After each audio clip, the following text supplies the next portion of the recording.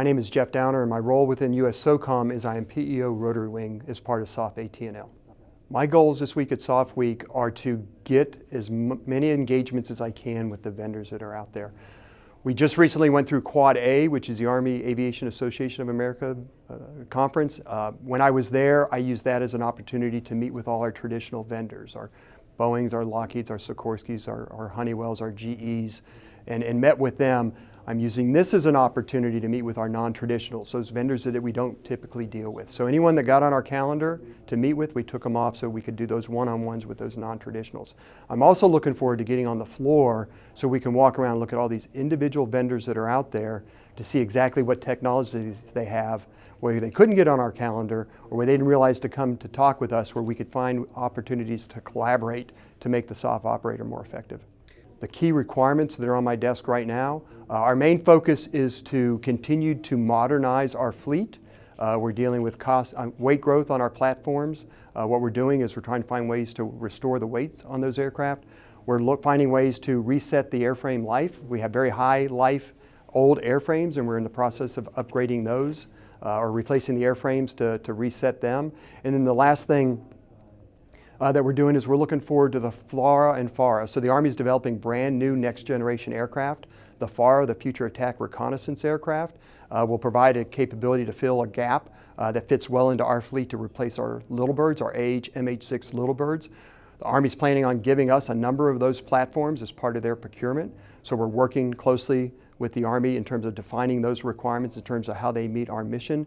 And the Army's getting ready to finish the design for their FLRAA, their Future Long-Range Attack Aircraft, which again, we're getting for our fleet to replace our MH60 Mike aircraft. And what that does will give us a chance to fly up to 280 knots, to have greater range and greater lethality and availability or maintainability for the platform. So again, that'll help give us more capability. It'll help with this weight growth that we talked about earlier, and it will also allow us to leverage off of the Army as for future enhancements. Technologies has a huge impact.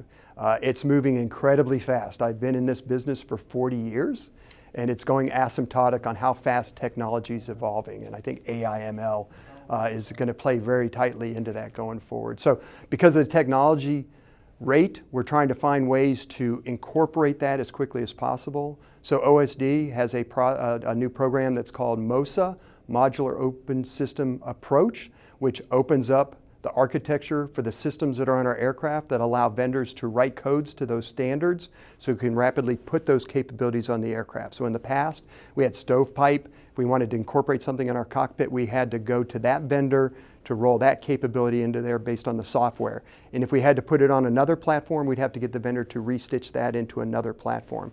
Now, the hardware comes with its own software that can modularly plug in anywhere. So the pace of threat evolution and technology evolution will allow us to move fast with this approach.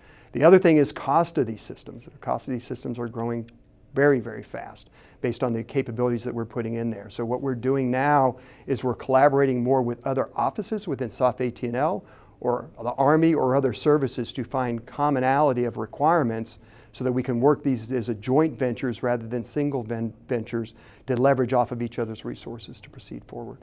How does the PEO, not physically being located down at SOCOM, how is it beneficial being co-located with the program office? It's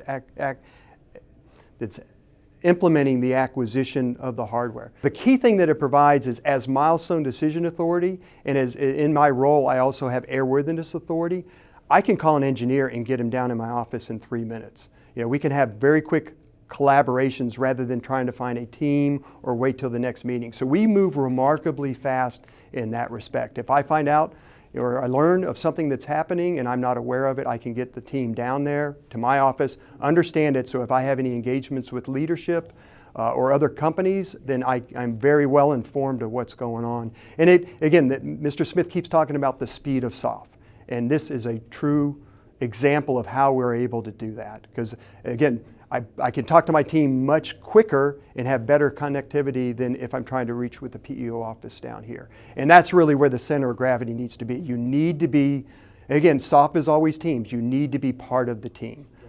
Not willing to move down here, but I think it's a tremendous benefit to the organization.